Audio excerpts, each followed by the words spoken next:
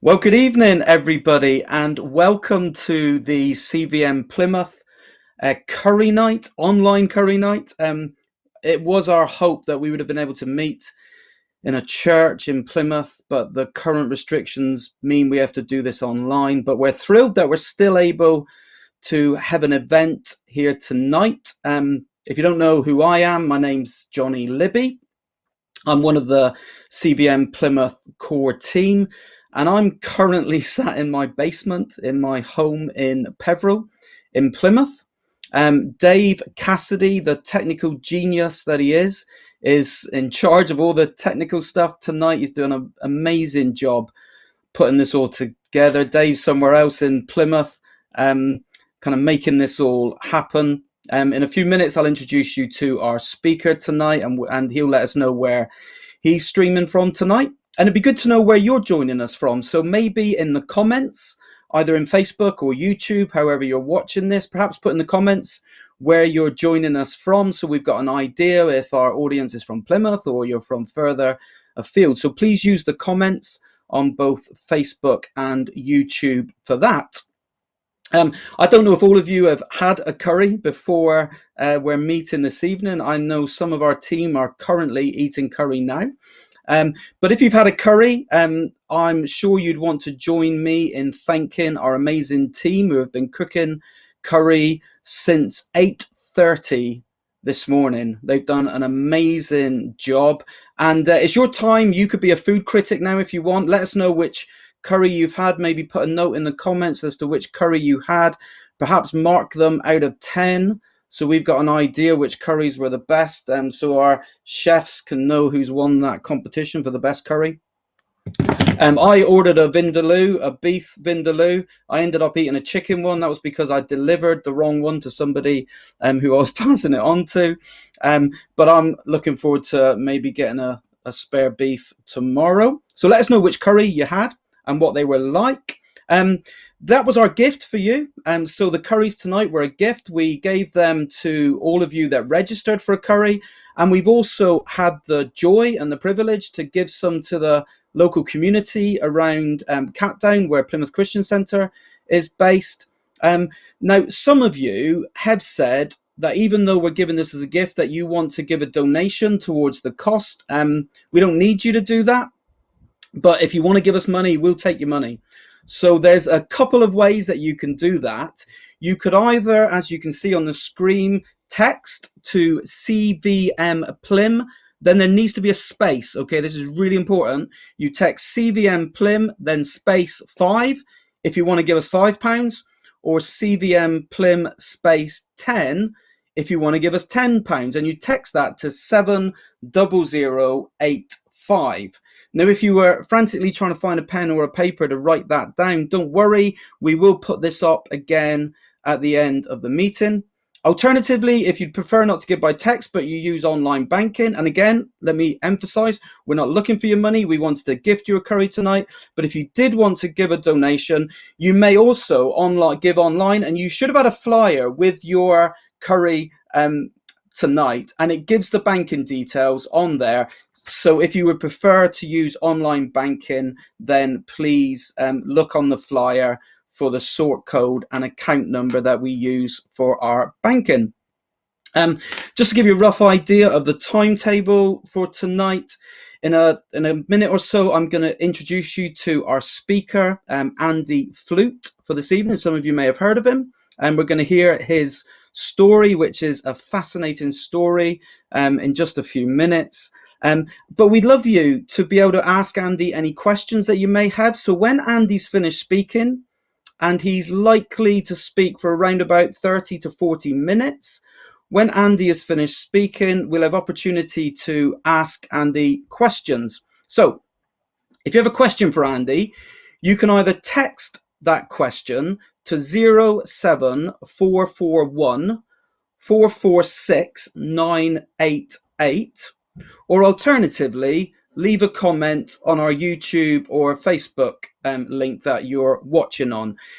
We've got a few people that will be monitoring any questions that either come through on the text or in the comments. And depending on how many questions we have, and we may not be able to answer, or Andy may not have opportunity to answer them all, and it will likely be around 15 to 20 minutes, depending on the number of questions at the end after Andy has spoken. So without any further ado, oh, and by the way, that text number will remain on the screen throughout Andy's talk. So don't feel you've got to frantically find a pen or paper to write down those numbers. So it's my privilege now to introduce our speaker for tonight, Andy Flute. Andy is joining us online from his home. Hello, Andy. How are you doing today? Hello. Great to be with you. Great. Can you let us know, Andy, where you're joining us from? Where's home for you? My home is in Walsall, West Midlands, in the heart of the Black Country. Okay. Well, it's great to have you with us tonight, Andy. And I'm gonna shut up now and just hand over to you for you to just let us into a little bit of your story and the faith that you found in Christ. So over to you, mate. Bless you. Thanks so much for being with us tonight. Thank you. Just want to say thank you for Christian Vision for Men for inviting me on, first of all. It gives me great pleasure to be here and tell you a little bit about what Jesus Christ has done in my life.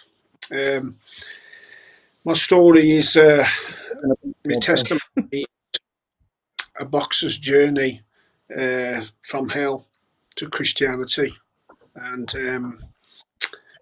it's it's I'm lucky to be here. To be honest, it's it's just I'm just give God all the I give Jesus all the credit.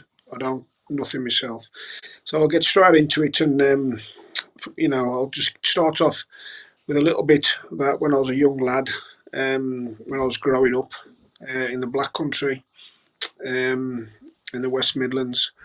I was as a young lad, I was taken to the boxing gym by my dad.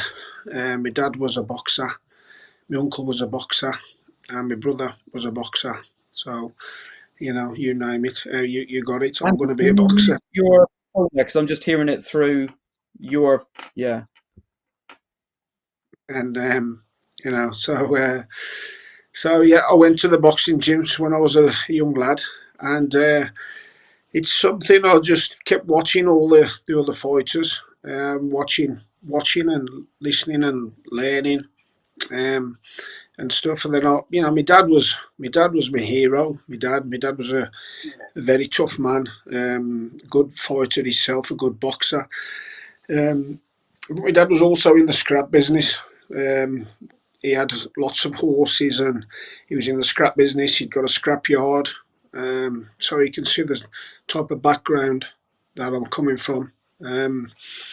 So I used to like to go to work with my dad as well instead of going to school. I never wanted to go to school. I was a teacher's nightmare, to be honest. Going through school, I was very naughty, and I never wanted to learn anything because I always wanted to be with my dad. Either at work or or go to the boxing gym. But this carried on. He carried on taking me to the gym as a young lad, and I just carried on going to the local boxing club, which was Bilston Golden Gloves at the time, which was one of the best clubs in England, and that carried on from I carried on and going on. Every year went by and I was getting older, and then up until the age I was 11 years of age, I was able to box by Amateur Boxing Association rules of England. You're not allowed to box until the age of 11. So, I'd been hanging around the gyms for a long time, and obviously I'd become quite good at the age of 11 because of all the things I was taking in and being around the gym. So My first amateur boxing bout was arranged at the Park Hall Hotel in Wolverhampton, and I won that, no problem, no problem at all. I won that at all, no problem. I boxed a lad who'd had 5 fights, won 4, and it was my first one, and I beat him by a unanimous decision, quite comfortably. My second fight, that was up boxing for Queensbury, up in Stoke. I boxed a kid named Moore, and that was my first knockout. I was only a young lad. You don't normally see knockouts when I was a young lad, but I could punch hard, and I punched his head through the ropes, and I just kept on punching him till he was finished. So I'd got that killer instinct from a young age, because I was taught in boxing it's either be hit or be hit, and it's and that's it. That's the thing with boxing. It's pain is better than points. And that's what I was taught from an early age. And then I got the taste for it. Then I wanted to, I really wanted to pursue it. I really wanted to do well, and then for the next few years, I carried on, and I won all my fights. I won the championships. I was entered into the national championships, Great Britain, junior championships, National Association Boys Clubs championships, and I travelled all around the country, all around England, all round, and I was winning most of the time. I was winning all my fights, and I got a reputation of being a good fighter. And but my schoolwork was terrible. I never wanted to go to school, and I wore like other kids, like, because after school, all the kids would be out on their bikes and stuff like that. Well, I was always a bit different. I'd be out on my little pony or my horse, and I was always different, and that's something what's always stayed with me. But we used to laugh about that. They say Fluke. Everybody else is out on their bike, and Fluke comes out on his horse. But I carried on with my career, and I pursued it, winning all my fights up until the age of 17. To the age of 17, I'm like turning from into a senior boxer. And I was called to box for England, and which was a great honour to box for your country. At the age of like 18 years of age, and I did that, and I loved it. Like, it was a great honour to wear the England tracksuit, and just carry the England flag, and just to have the national anthem played in the ring before you fight and stuff. And I had some really good victories, some really, really good victories. I boxed in Bulgaria, where I boxed every day. I boxed twice in 2 days. I knocked the Bulgarian champion out in the second round, and then I fought the world amateur champion from Cuba, named Raymond Garby, and I lost on a 3-2 decision. So you can see the level of the level of fighting that I'm at. And also went to a place in Germany, West Germany, where I captained the team again. I was med captain, and I would say that's my best ever performance as a boxer. The England coach, I was boxing their captain as well, and my England coach said to me, "Don't throw all your aces in the first round. You're boxing a good lad. Go and feel him out. Suss him out. Jab a move, jab a move." But I don't take no notice of that, because my dad, who's my trainer, who knowed me, he told me to go out in the first round and hurt him. He says, put it on him. He says, because I could punch hard, and that's what I did. I never took no notice to the England coach. I just, as soon as the bell went, I stormed out, and I stopped him in the first round. I knocked him out. He crumpled in a heap in his own corner, which was I was ecstatic. It was, I can't tell you, the feeling of that victory was, in front of the Germans as well in front of their crowd, and we thrashed the Germans anyway. And it was a great thing for England. But after me fights, what happened was then I started celebrating with a drink of alcohol, and I liked the taste of alcohol. I liked what it did for me. I liked how I felt. Um, and then ever since then, ever since them young days, I always wanted to drink. I always wanted to go out and drink. But it was never a problem at first of all. It was always just just a celebration drink, and then then I'd just drink on weekends and stuff like that. But I started at the age of like 18, 19. Then I was starting to mix in the wrong circles and stuff like that. I was starting to get involved in some criminal activity and some other stuff, But I always wanted to drink after them first few drinks, and it followed me through for the rest of my career, to be honest. But it was never a problem early on, and after boxing for England so many times, I decided to go professional because there was nothing in place then. There's no Sport England or no lottery funding or anything like that, and I was I was boxing just for a pat on the back. Once I'd done it a few times, I thought, well, I'm boxing the best boxers in the world here, and I ain't getting paid for it. So I wanted to try my hand in professional boxing, because I was at the top of the tree in amateur boxing. So I thought I could just make the change and do it in professional boxing. So I turned professional. Just a few months after my 19th birthday, and that was, my first fight was an hard fight. To be honest, it was really hard. It was a tough baptism, and from boxing from 3 rounds to 6 rounds was a big difference. But I trained hard for it. I really wanted to make a career in my boxing, and I put everything into it. Early on, I never drank while I was training, and I just drank after the fight was over. And I put some good wins together. I really did. And at that time, then I started working for my dad in the scrap business, and I was getting involved in all sorts of other stuff.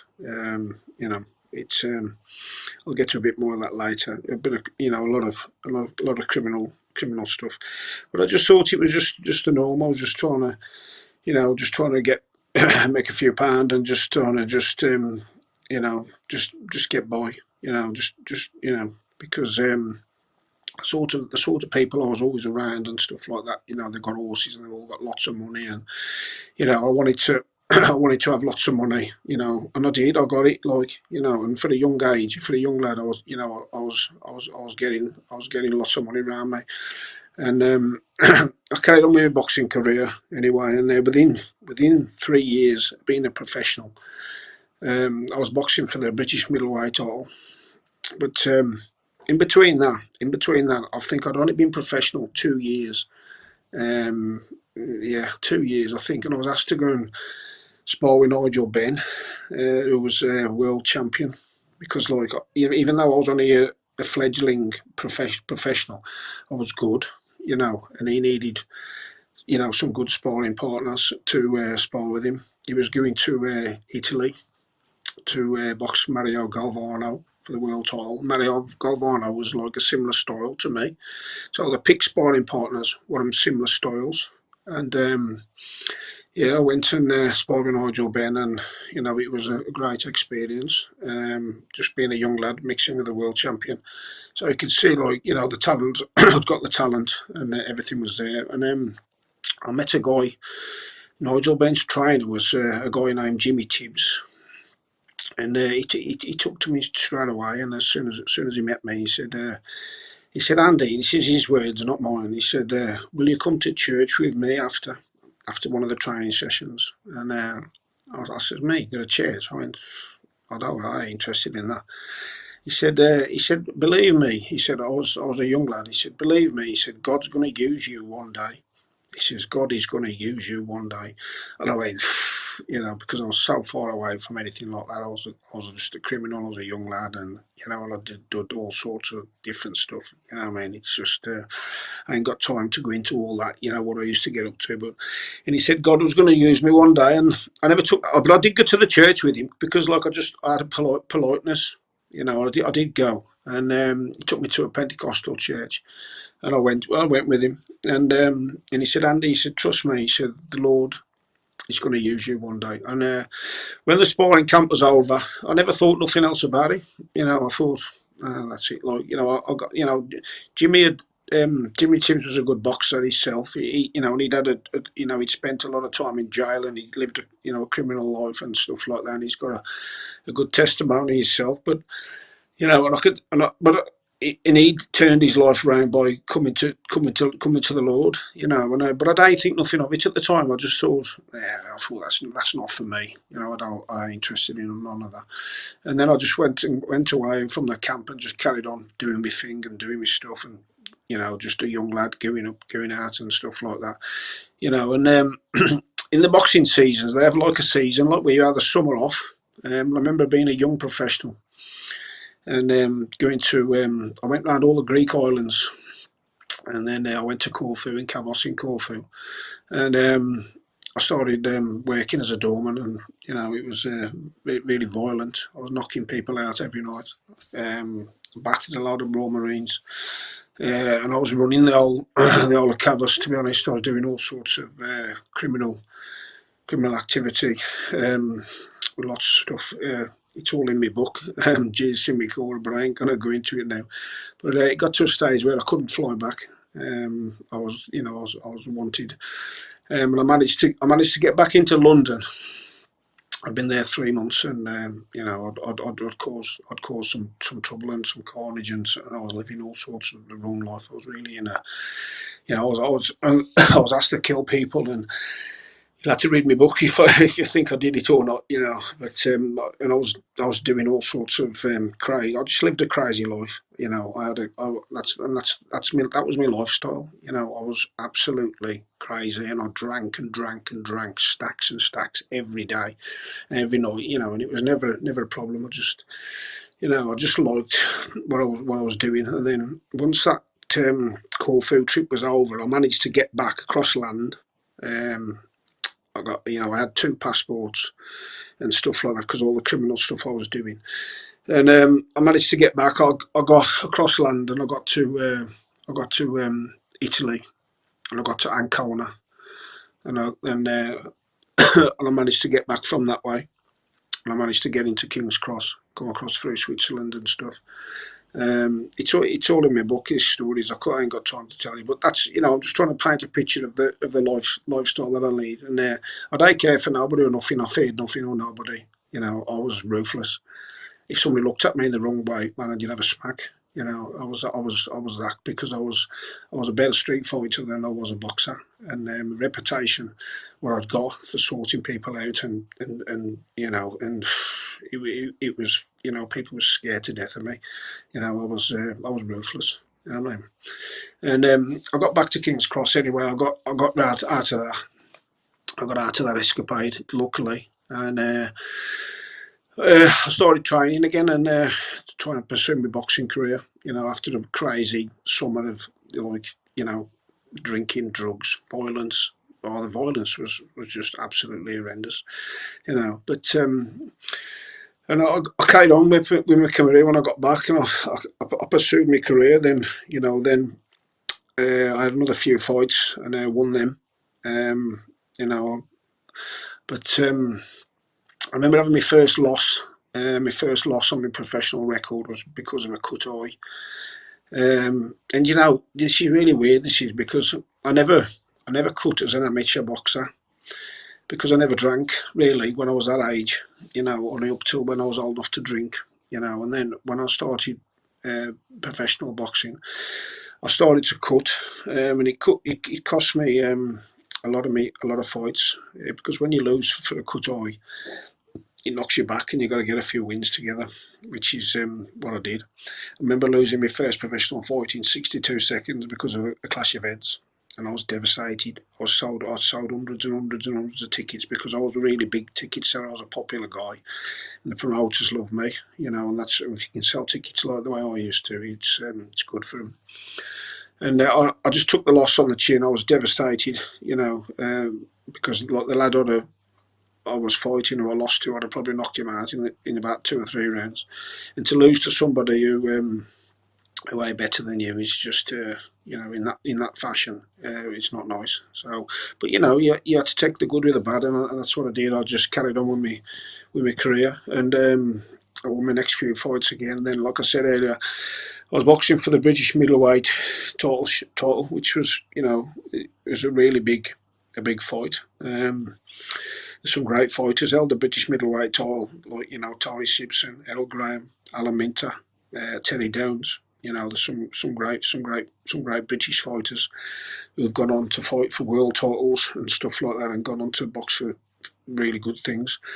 And I'd only been professional 3 years, and I got the call to fight for the British middleweight title, and it was live on BBC One. Harry Carpenter, he was he was ringside.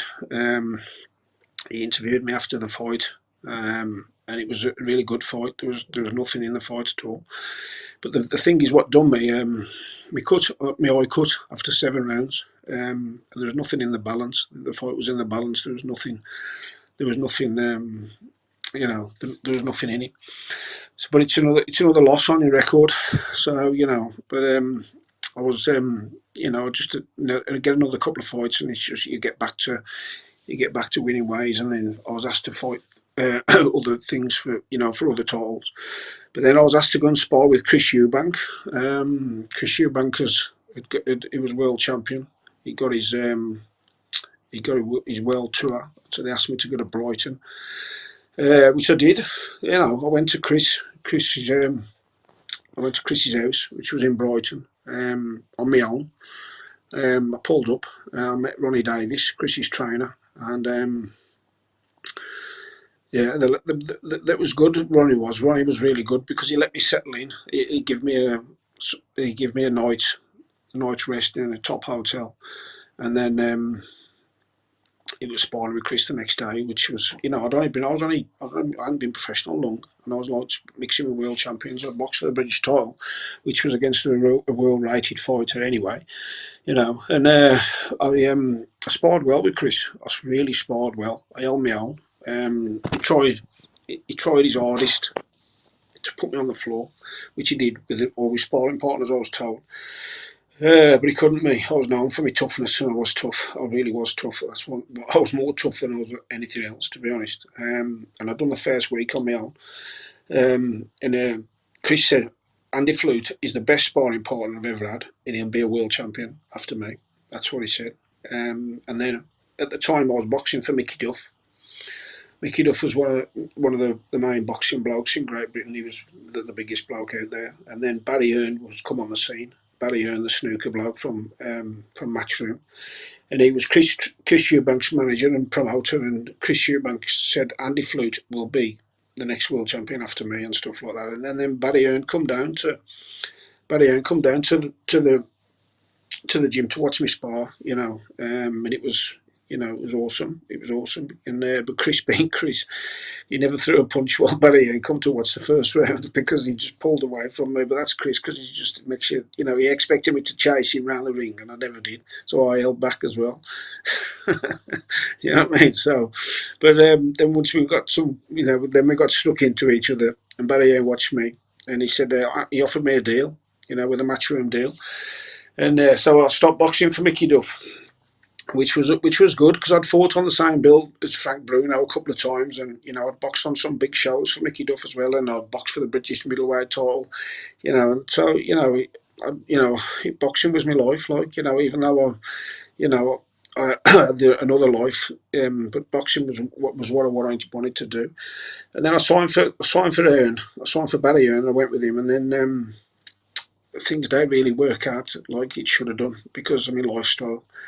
My lifestyle carried on. I carried on drinking and stuff like that. And I was getting older. I was getting older now, and I was just I was getting older, and I also did get into dedicated. And my first fight for Ballyern, I lost it. I lost it, and I should have, against somebody who I should have won. There's and I was devastated. I really was devastated. And then I fought again for him. I won.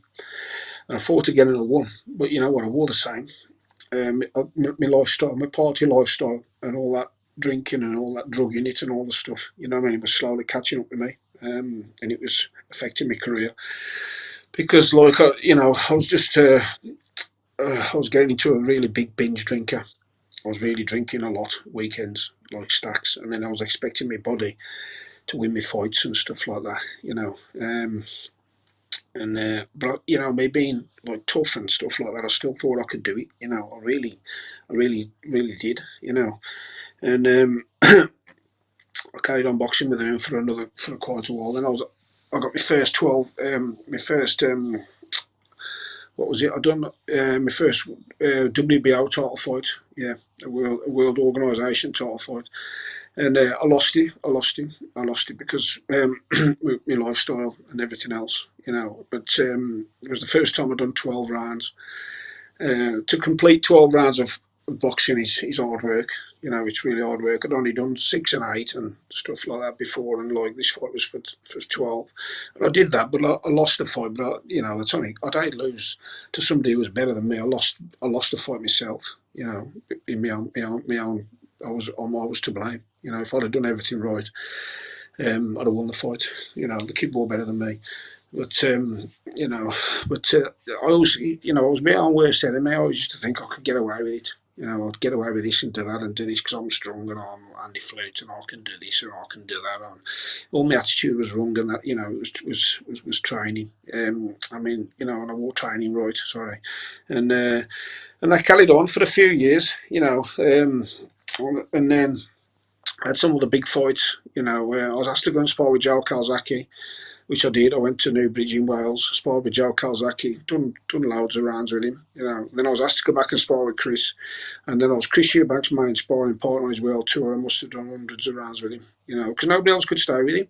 Everybody else used to get battered. All the sparring partners used to come, really good fighters, and he'd bang them out. He'd put them on the deck. But he never did with me. He couldn't do it. And he tried his hardest. But you know what? Fair play to him. He treated me well. He really treated me well, and he, looked after me and stuff like that. And I was on really good money, and I'm doing well. Then I was asked to go to Germany and spar over there. I went over there, sparred with a few world champions over there, and then I fought over there. I boxed in Vienna, and I boxed Marcus Bayer, and I boxed Seven Odka, and I boxed Norbert Rober. So and I've been sparring with Nigel Benn, Joe Calzaghe, Chris Eubank, them the main 3 fighters to come out of Great Britain, and so you can see the sort of lifestyle I'm leading, but like also my criminal lifestyle is taking off as well. I was getting involved in door work and debt collecting and drugs dealing and all sorts of stuff, and beating people up for money and doing all sorts of stuff, stolen cars, stolen lorries. Yeah, terrible lifestyle, but I don't care, I don't care about anything, to be honest. I'd got a girlfriend at the time. His name was June. I'd been with her from 12 years of age. We got married. We had children and stuff. I remember buying my first house when I was 22 years of age. I bought it straight outright, because that's the sort of lifestyle that I led when I was only 22, and I'd done well, like with everything what I did.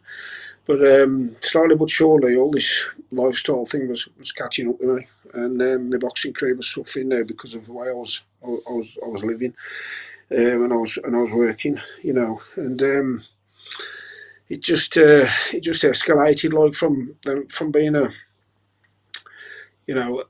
a good world class fighter.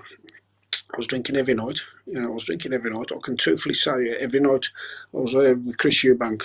I drank every night. I drank it. I went around all the night, all the wine bars in Brighton, all the nightclubs and stuff like that. And I did that in Tenerife. I did that in Germany. I did that Wales. I did that everywhere I went. and I did it everywhere I went. I'll just for any boxing, any boxing fans out there, I'm going to read out some of the names who I sparred with. These are just the world champions, so I've got Joe Calzaghe, Nigel Benn, Chris Eubank, Robin Reed, Richie Woodall, Marcus Bayer, Sevin Odka, Chris Pyatt, Glenn Catley, Norbert Niroba, and then there's the world title challengers like Henry Wharton, Harold Graham, Neville Brown, Lefty Keski, Daniela Herschler, Wayne Alexander, them and all the lads I shared the ring with. All them lines I've read off, I either fought them or I sparred with them. So I was doing this while I was drinking because them first few drinks what I'd taken when I was younger in my amateur career followed me through, and then I just got to the stage where I was just drinking all the time, and everything was suffering, But me, being me, I just kept thinking, I can do it myself. And I remember having all sorts of bad things happening to me then. I smashed my cars up and stuff like that. I got arrested. Started getting in trouble. I lost my driving licence and stuff like that, And so the writing was on the wall that I was becoming a problem drinker and then I needed to stop. But what was really happening was, what had really happened was as my boxing career was taking off, my drinking career was taking off as well, and it took off, and then I found myself where I couldn't really go without a drink, I really couldn't. And I was still trying to do the both. I was still trying to do everything and hold it together while I was drinking, and that carried on for quite some time. And I kept trying to beat it myself. I kept trying to think, I'll beat it myself. But I was slowly but surely becoming an alcoholic, and that's what happened. I become an alcoholic, and there's all different types of alcoholism. There's periodic drinkers. There's people who drink every day but don't get them functioning alcoholics. But I was the type of alcoholic that I turned into. That I couldn't. I used to drink till I physically couldn't drink another drink. The only way I used to stop drinking was my body used to stop me drinking, and that's what happened. And then I managed to get some sobriety after stopping, and then I'd do it all again. And then somebody said to me, "Go to Alcoholics Anonymous," and I thought, Alcoholics Anonymous, what's that? I don't want to go there, And but I did, I went to Alcoholics Anonymous, and they spoke of a higher power, and that higher power. I thought, man, I don't want to listen to that rubbish. You know what I mean? And I don't really listen that much because I don't want to be labelled an alcoholic, and I just wanted to do it myself. But as the years went round, all sorts of things happened to me. Like, I got stabbed, I got run over. There's that many. I broke my back. It's all in my book. It really was. To see like a world class fighter. I'd gone from being a local hero who was on the back page of the paper to being a local drunk. People crossing over the road from me. And I'd done really well and everything as well. I'd bought properties abroad, I'd bought houses over here and stuff, and it was all going away. And then I'd got a drug problem then as well, because I was taking about 5 grams of cocaine a day as well. And then once the cocaine day have enough, I started onto the crack cocaine, smoking it, sucking the pipes and stuff, in crack dens and all sorts of stuff like that. So I'd gone from hero to zero, and I was doing $1,000 a day on crack, and I blew 150 grand in no time, just on drugs. You know what I mean? And it was absolutely heart-wrenching. My poor mum and dad, and my family and everything else, they don't know what to do with me. Nobody knew what to do. That many bad things happened to me. I remember my dad coming down my house, because my dad was my trainer, my hero, my stuff. He locked me in the house, and he locked me in the house. He says, "You ain't going out of this house." He says, "You're going to sober up and get right," And I'm just give you an example of how bad I was. I just went upstairs, climbed out the bedroom window, and jumped out the bedroom window with no shoes and socks on. That's the sort of addict that I was, just to go and get a drink. And this carried on for years. But like, I went back to Alcoholics Anonymous. I went back, and I had that many things happen to me. It's a wonder that I'm here. I've love told you a few. You know what I mean? But that's nothing. That's nothing to what happened. And I used to hallucinate, seeing things. I remember drinking 16 bottles of Jack Daniels in a week. It was absolutely horrendous. I wasn't have fun in it. I wore out, enjoying myself. I was just isolated, stuck in a room, just drinking bottle after bottle, collapse, piece of shit myself, and just drink again, and again. No wash, no shave, no nothing. Just an absolute shivering wreck. And that went on for some time, and I managed to get sober again. Periods of sobriety when I physically couldn't take no more, and back to Alcoholics Anonymous. And that thing of Alcoholics Anonymous had stuck in my head. Higher power, higher power. And you know what? I was crying out. For Jesus, for God to help me. And I remember the one day, I'd lost my family and stuff. I was back at my mum and dad's and everything like that. I tried to take my own life because I couldn't cope with what I'd become. I took enough tablets to kill an elephant, and I woke up in the Walsall Manor Hospital, and they pumped a solution into me, what saved my life. And I see the crisis team, and the crisis team come round, and they was a bit harsh on me. They said, "There's people in here with worse problems than you," and I thought, "What are you on about?" So I just, as soon as I was well enough to go out of hospital, I just went and got another drink and started again. After just trying to commit suicide. And then once my life was like that. And then I went to prison. Because of the way I was. I went to prison, and I come out of prison. I started drinking again. I was back in again.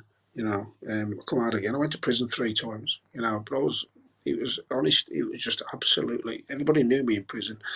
But obviously I could have drank while I was in prison, but I died because I knew I was in there because of the drink. I had some other drugs like some Subutex and stuff like that. All the prison guards knew me and stuff like that. But I just kept trying, like, to beat this on my own. I kept trying to get sober, and I'd go to, I even went to the church, the chaplain at the church while I was in prison, because that thing, the higher power thing, had stuck with me, like, and I kept trying, and and I was never religious or anything like that. And when I come out, I went back to Alcoholics Anonymous, and I started doing everything. I thought, I come out in 2013. I thought, I've got to do something. I've got to do something. I've got to do something. I couldn't go on like this. I remember going to court drunk. I mean, all these stories are in the book. I remember going to court drunk, and I told all the court people in the court to F off and everything else like that. And then I was in the car park in the court car park, and I punched a car window through. I was that angry with everything because I'd gone to court drunk, and then they was after me again, and I went on the run for a while. But I just went on the run on a crack cocaine binge and drink binge, And then I was so ill, and then I had to have myself in. But my life was like that. It was just the only way out for me was death. The only way out for me was death. And somebody mentioned about God and Jesus and stuff like that, and the AI had spoke of an higher power and stuff. So I went to a church.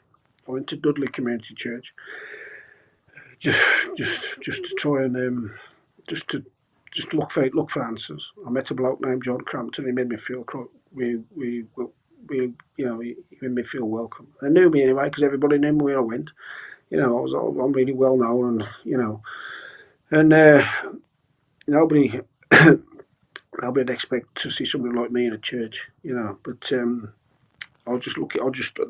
reason I'm here today as well is because I don't give in. I don't want to be a drunk. I don't want to be an alcoholic. I don't want to be a down and out. I don't wanted to. I just don't want to do it. Like, and I carried on with the Alcoholics Anonymous. Um, and I just carried on with it, you know. And I was getting weeks of sobriety, you know, because it used to get to the stage where I couldn't go a minute without a drink, you know. It was that bad, you know. It was that bad. But after so many bad things had happened, you know, like nearly losing my life and everything, getting run over, and there's that much stuff in my book. You'll think it's amazing how easy, you know. But I'm here to tell the story, and I managed to get some sobriety here and there, and then, but every time, because once you're an alcoholic, you're always alcoholic. It don't matter how long you've been sober, because once your body's had a physical and psychological change, there's no operation what can put it right, you know. And I kept thinking, I got to beat this. I can do it, man. I'm strong. I'm tough and everything. But you can't. But that first drink, that sets a chemical off called acetone. And then once that acetone's, you just can't stop. And then I was off again. I was off on the merry-go-round again, and that went on. You know, that went on for a long time. And I'm going to tell you about my last drink now. My last drink was on October the 28th, 2015. I've been sober for a few weeks, and I went to a boxing event, and to meet Carl Frotch and a few other people and that. And somebody pushed a drink my way, and I took the drink. I made a nuisance of myself, showed myself up in front of my fellow boxers, which they like, because everybody had respect for me and that, you know, and what I'd done, and they, you know, in the boxing circle, I was, you know, I was a big name, like, you know, and that drink lasted for nearly 2 weeks, where I was just isolated, stuck in a room. I don't know whether I was going to live or die. I was that bad, and I met a new girl named Angela Quinn who helped me. I believe God put her in my path, and I was at her house. And I rung my friend who I'd met at church, John Crampton, who rang him and says, "Look, Andy's going to die." I said, "I don't know what to do. I really don't know what to do." I said, "Please, what can you come and do?" So that John Crampton, um, he come, to where I was, and he brought the pastor from the church with him, Steve Boyd.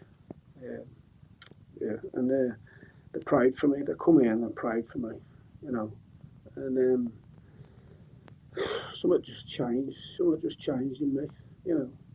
They prayed, and I was still in a mess and stuff like that, you know. And I was still, you know. And then they left, and I didn't really think much of it, like, you know. But I was such all over the place. I was crying. I don't know what to do. I just don't know which way to turn or anything. So all I did, I just dropped on my knees and I just said, "God, if you're real," I said, "if you're real," I said, "and you're real," I said, "and you take my addictions away from me," I said, "I will follow you for the rest of my life." And I had like a erotic feeling.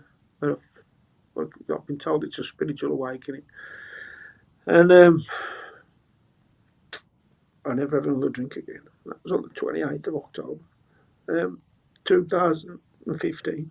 And then my friend from church, I'm telling you, man, you don't know pain like it, you know. Um, and then my friend from church, he, uh, he arranged for me to get baptised. And I got baptised on the 15th of November, not long after. And I was going to go through with it because I was still feeling that wet, still feeling that bad after my last drink. My last drink was the 28th of November. And he knew he got to get me baptised fast straight away, you know, because I'd go back off on it or whatever. I don't know. They was worried, you know. And I got baptised, and like it just changed my life. Just changed my life. It was the best thing I've ever done in my life, and I've never wanted another drink again. And then I got me a sponsor with Alcoholics Anonymous, and I started doing the 12 steps of recovery. And then while I was doing the 12 steps of recovery, steps 4 and 5 I'm like about making amends with people who had harmed, and you know, asking for forgiveness, and I had to do an inventory of all the people that had harmed and ask for forgiveness and all that sort of stuff. And while I was doing that, you know, I had to write it all down like a worksheet. I felt the presence of God again. My sponsor goes, God's just touched you, ain't it? I said, "How do you know?" He went, "I've just seen it." He said, "God's just forgiven you."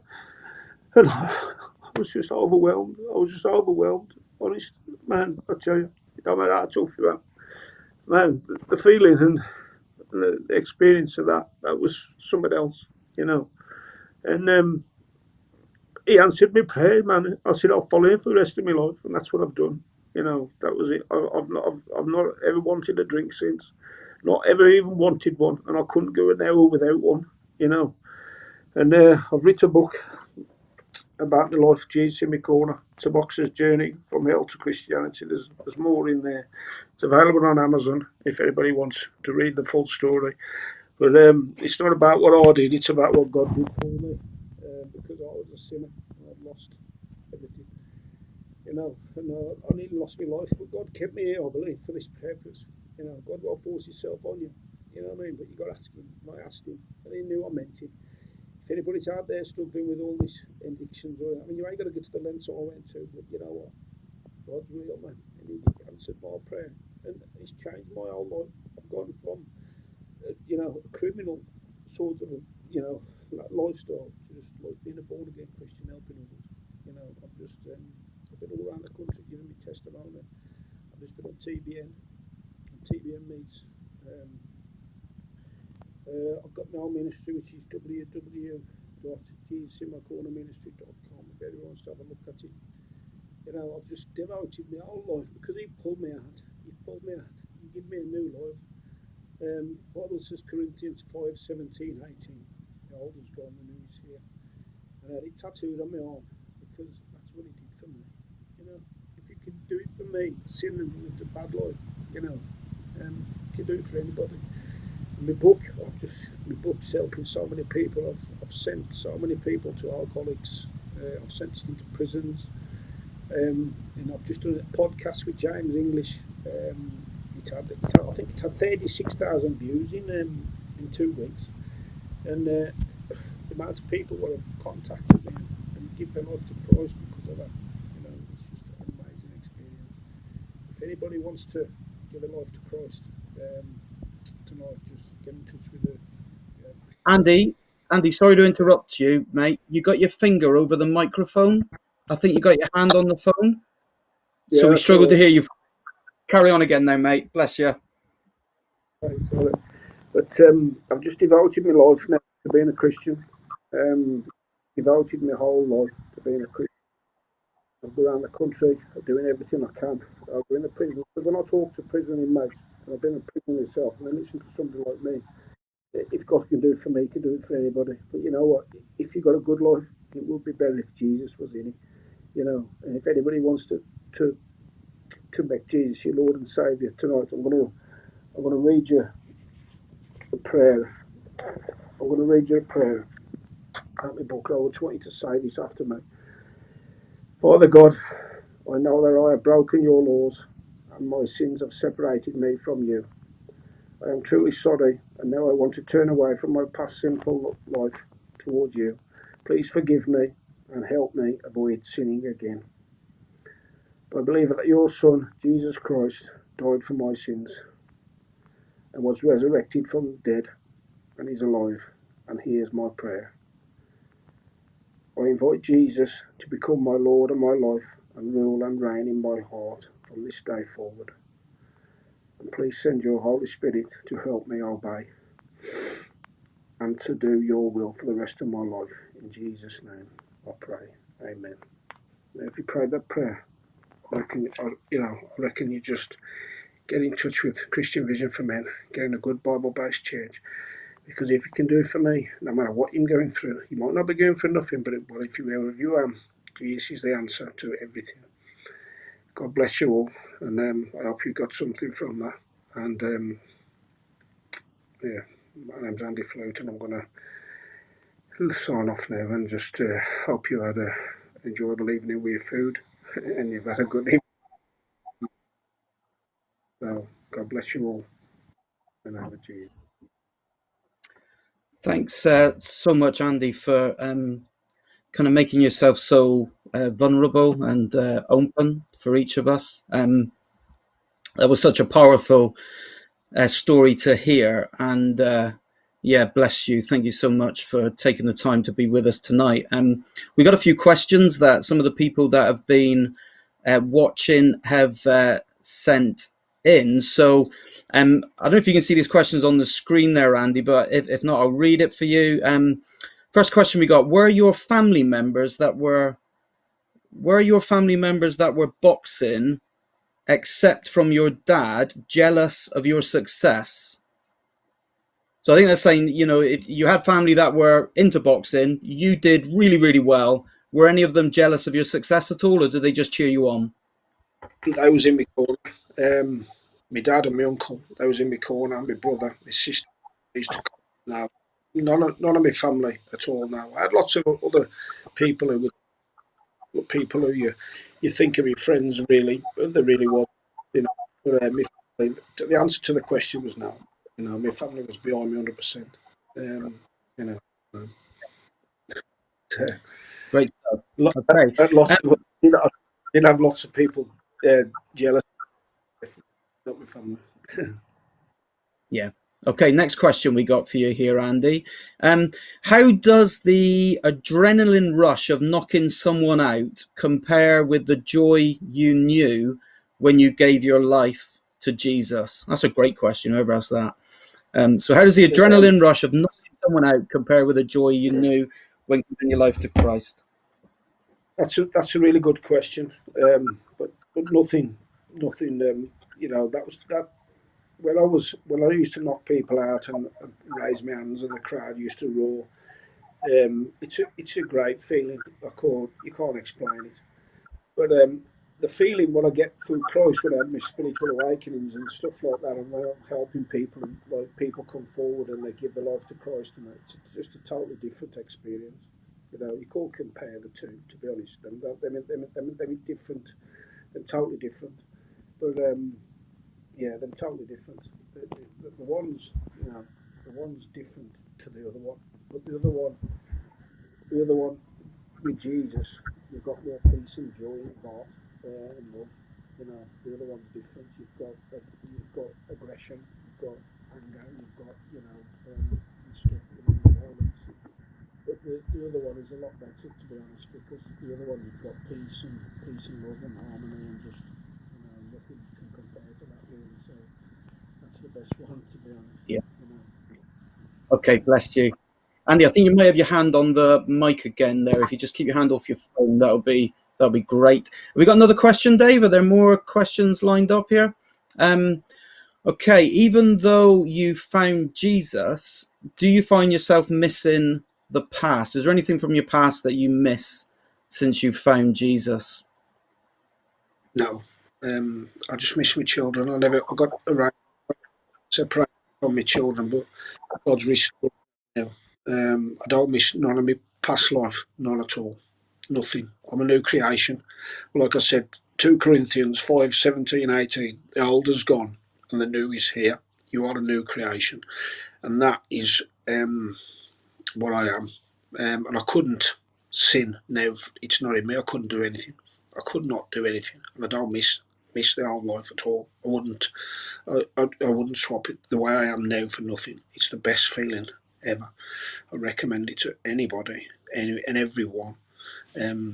Because I always had something missing as well in my life, and I've got nothing missing now. I'm totally fulfilled. God, Jesus fills everything. I've got peace in my heart, serenity, no depression, no nothing. Anything I've got, I just pray over it, and God answers it, man. It's just a whole new way how to live. Yeah.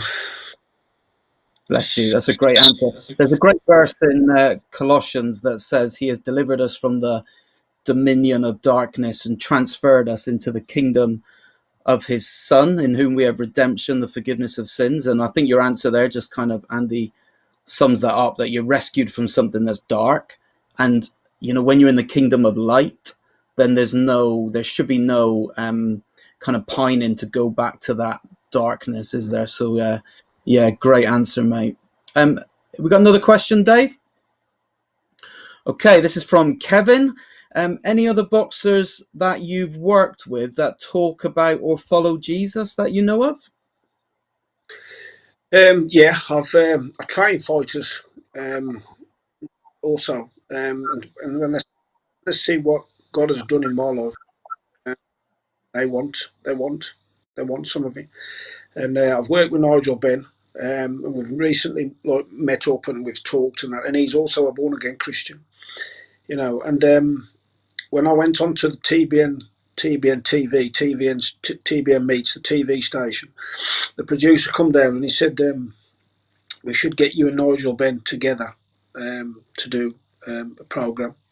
You know, so but I haven't heard nothing about it yet. But yeah, lots of you know, yeah, there's lots. There's somewhat ain't interested, you know, like everybody else and stuff like that. But a lot of, yeah, yeah. And there's a lot of me personally. I read George Foreman's book. George Foreman was world heavyweight champion, fought Muhammad Ali, and you know, he's a born again Christian.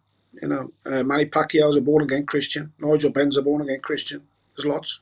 You know, God uses unusual people. You know, but we've all got a purpose. We've all got a purpose. Every single one of us. He's got a purpose for it. All you got to do is commit to him. I mean, he's got a purpose for all of us. Who'd ever thought he'd use me? But that, what I'm trying to say is, remember that guy Jimmy Tibbs? What he said? He said, "God, one day." You know. So yeah. Yeah. Dave, we got any more questions? Oh, here we go. Did you come out with any qualifications from school, Andy? Anything at all? That's from Jude. No, nothing. I was expelled. I was expelled, but by the time I was 35, I was nearly a millionaire through criminal enterprises and stuff like that, and my boxing and everything else. And I wrote this book. I wrote this book where I've got Jesus in my corner. I've written that myself with a pen and paper, and I got it put onto an email, and then I sent it off. I had no qualifications at all, nothing, no. But nope, nope, nope. Okay, Interesting. well that verse that I shared from Colossians just before, the verse before that says that if we accept Christ, we've been qualified to share in the inheritance of the saints. So even though you might not have any qualifications from school, that decision you made for Christ has qualified you to Yeah, share in the inheritance of the saints. So all the saints that have gone before us, whether that's George Foreman, whether it's people like Nigel Benn or people from years and years ago, you're qualified for that same inheritance, which is ours for now, actually. So that's yeah, you are qualified, mate. Just a different sort of qualification than people might see on a certificate or piece of paper. God's my provider now. I don't have to. I don't have to. As long as Yeah, I just yeah, keep being, yeah. I keep obedient. As long as I'm obedient, you call me a partial. Bless you, You mate. call me partial obedient. God's your provider. Yeah, that's great. Okay, we're just going to put some comments. That no more questions. You're done for questions now, mate, so you can relax a bit. I think it's just a few comments that have come up on the stream, just a feedback for you. This has come in by text saying, "Thank you so much for your rawness, Andy. Your transparency is so needed at this time. Bless you." That's come from one of the people watching tonight. Great events is from Nathan, who's part of the CVM national team. Great events, guys, and a really powerful story. Amazing. Thanks so much for that comment, Nathan. Great to have you with us. And this is from Memory. Thank you for the curry. And what a powerful testimony. Praise be to God. Any more? I think that's it. We've had people from all sorts of places, Andy, watching us tonight. We've had a comment from somebody in Colombia, believe it or not. We got somebody from Colombia watching us tonight. So you're reaching South America from Warsaw. What an amazing thing, eh? So I just want to take this moment now just to, on behalf of everybody watching and CVM Plymouth, to just thank you again, just to reiterate some of the comments that people have made there, Andy. Thank you so much for giving us your time tonight, being so kind of transparent and honest with us. It's been a joy to have you with us. So thanks so much for everything you've kind of done for us tonight. And just by way of to let people know how they can keep in touch with us, Andy said if you had kind of prayed that prayer, then we'd love to hear from you. If you were touched by Andy's story tonight and you want to explore something more about the Christian faith, there's an email address that's in front of you now, info@cvm-plymouth.org.uk. If you want to get in touch with us, we will make sure that we come back to you and kind of take any conversation or discussion that you may want to have further. Just a few more things to mention. Andy did mention briefly that he's written a book. There's a book called Jesus in My Corner that is written by Andy. If you Google that, you will find booksellers selling that. So that will give you just a little bit more information around. You can see the book there on the screen, A Boxer's Journey from Hell to Christianity. And if you're interested in exploring more about the Christian faith, there are a number of churches that are running the Alpha course. I know, for instance, a church that I kind of belong to, the Plymouth Methodist Central Hall, we're planning on running an Alpha course in the new year. I know Plymouth Christian Centre for sure are looking to run an Alpha course in January as well. I think that Hope Baptist are looking to potentially do a Christianity Explored course, and there'll probably be loads of other churches in Plymouth that'll be running courses. And as Andy said in his talk, it's really good if you can get kind of hooked into a Bible teaching church in Plymouth, and we've got loads of those. And if you're just kind of looking for somewhere where you feel that you can where you would want to belong, then please get in touch with us and we'll try and find a church that we can kind of link you up to near to where your locality is. One other date for your diary: in May next year, we're hoping that we'll be able to meet in a church by then. We've got a day planned for the 8th of May, our Sharper event, which is an annual conference that we run for men in Plymouth and beyond in the region. We had a number of people coming from all over the region over these last few years to that conference, and we'd love to involve you in that if you'd like to come. If you want to be on our mailing list, that email address that Dave put up earlier, maybe Dave, you could put that email up again. If you want to go on a mailing list so that you can always be aware in advance of things that are coming up, please email us on info@cvm-plymouth.org.uk and we'll keep you informed of everything that's happening.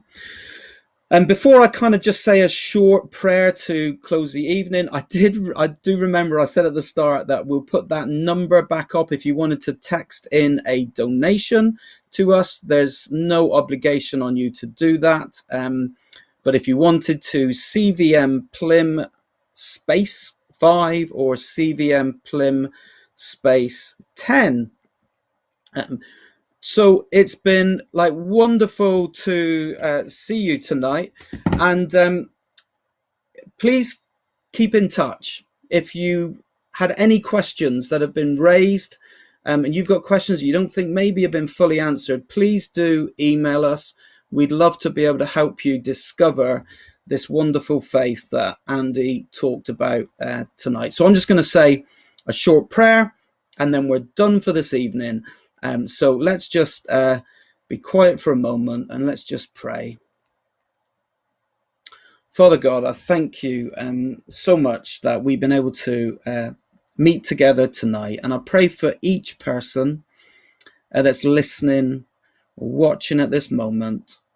And I pray that in the same way that you met with Andy and just turned his life kind of upside down and inside out, but delivered him from that dark place, qualified him to share in the inheritance of the saints and into that place of light and hope. I pray, Lord, that by your Spirit you would meet with each of us tonight. For those of us that know you, and draw us even closer to you. And any that don't, Lord, would you give the courage to believe?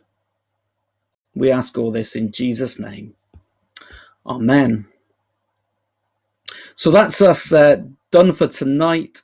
Thanks so much for joining us. As I said, I've said over and over, haven't I? If you want to be in touch with us, please get in touch, whether through Facebook or on the YouTube comments or by using that email. We'd love to keep in contact. But for now, we trust and pray that you have a great evening. We pray that you'd have a great Sunday tomorrow, and you're in our thoughts and prayers for the weeks and months ahead. So God bless, and we hope to see you at one of our events sometime soon. Bless you. See you later.